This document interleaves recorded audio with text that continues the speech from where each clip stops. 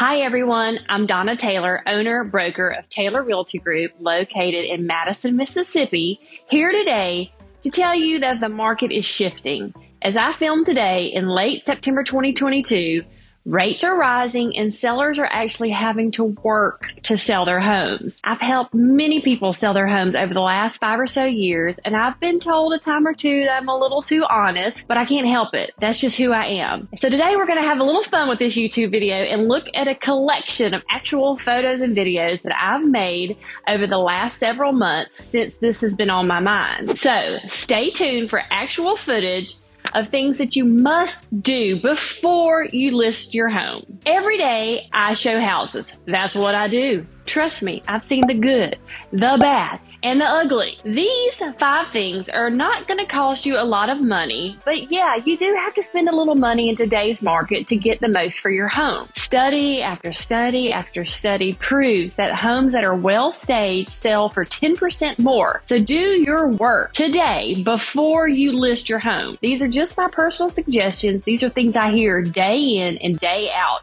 from buyers. Number 1 is about deferred maintenance. And I mean things that anyone can see with the naked eye. So we all know it's important to get a home inspection because there's so many things that we can't see when we're walking through a home. And I totally get that. And I even strongly urge all my buyers to get home inspections. But I'm talking about the things that even my 8-year-old can see. Here's an example from a home I showed a couple of weeks ago.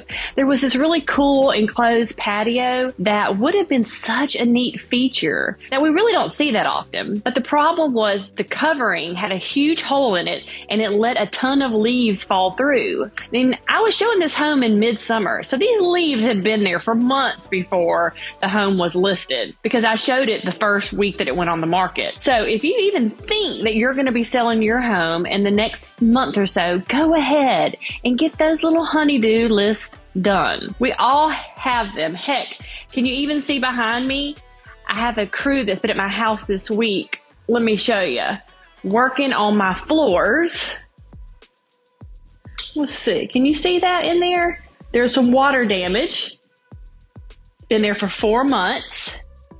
And yes, I put it off for 4 months, but I'm finally getting it done. So yes, it took me 4 months to finally get my floor guy over here to fix this water damage in my office. I'm not getting ready to sell, but it brings up a good point. If you even think there's a chance you're going to be selling in the next 6 months or so, go ahead and get started on some of those larger items like damaged floors. We all know it takes time to get the contractors over here to do their thing. All right, number 2, a dirty, smelly home. Here's something that's so simple, yet 8 out of 10 people don't do it. Clean your home before you put it on the market, people. Let's face it, we all know deep down whether or not we're good at keeping a clean house. And if you're not, then just get someone to help you. For a few $100s, you can get a cleaning company, and don't worry about finding one on your own. Just ask your agent. We all have a good cleaning crew. A good deep cleaning will get rid of all that dust on the ceiling fans or those cobwebs that you've looked at hundreds of times pretending that you don't see it. And wipe down the trim in your house. That has to be my biggest complaint. I mean, what are you people doing in your home? Wipe down those cabinet doors every now and then. Sheesh. And don't forget the windows. Here's a picture of a before and after. These are my actual pictures in my home. I paid a local company $189 last month. They cleaned the inside and the outside of all the windows in my house, and wow, what a difference. I can't tell you how many nasty windows I see when I'm showing houses every day. Also, if you have carpet in your home, get a pro over there to clean it. I love the folks at OxyClean. They use a lot less water when cleaning your carpet, so it doesn't have that mildewy smell. Here's a before and after of the carpet in my actual home upstairs. I had cleaned a few weeks ago, especially if you have pet stains. This is a must. Oh, and if your home is vacant when you're selling, let's talk about that for a second. If it's vacant, make sure you or your agent walks through the home every few days. Here is an actual picture from a house that I showed a few months ago that reeked when I walked through the door. I instantly recognized the smell of a dead animal. And after a few minutes, I found it. I swear, guys, I can't even make this stuff up. Apparently, this poor guy fell through the chimney to his death. A minute of prayer for him. Okay, enough about that, because I could literally stay here all day on this one. Let's get to number 3, curb appeal. We all know it. We've all heard it. So why do so many people ignore it? It's one of the simplest, most cost-effective things you can do when selling your home. And no, you don't have to spend a ton of money, but I can't tell you how many homes that I've shown that have so much debris at the front door with wasp nests, spider webs, leaves. Get the broom out, people. I mean, I see it all the time. So do me a favor before you list your house. Go stand at the front and look at it and ask yourself, what are 3 simple things I can do to make the front look its best? Unless you're in the dead of winter, there's plenty of colorful flowers at your local nursery. Just grab a few. Find a spot for them at your front door. You have no idea how many people I'm showing a house to that form their opinion when they're walking to the front door. So give your home the best head start you can and get it looking great at the curb. Oh, and can we talk about the roof for a minute? Roofs are expensive, but many times they look like they're in bad condition and they're actually not. They just need a good cleaning. Here's a before and after pic of one of my clients' roof that just had a simple $500 cleaning done before we listed it. Don't give buyers a reason to be scared of your house. If your roof looks bad, get it cleaned. And don't forget those gutters. If they're full of leaves and have those little trees growing out of them, get them cleaned. That's something you can easily do yourself. Well, unless you have like a super tall 2-story house, you might need some help. But most of the time you can do it yourself. Okay, number 4, declutter.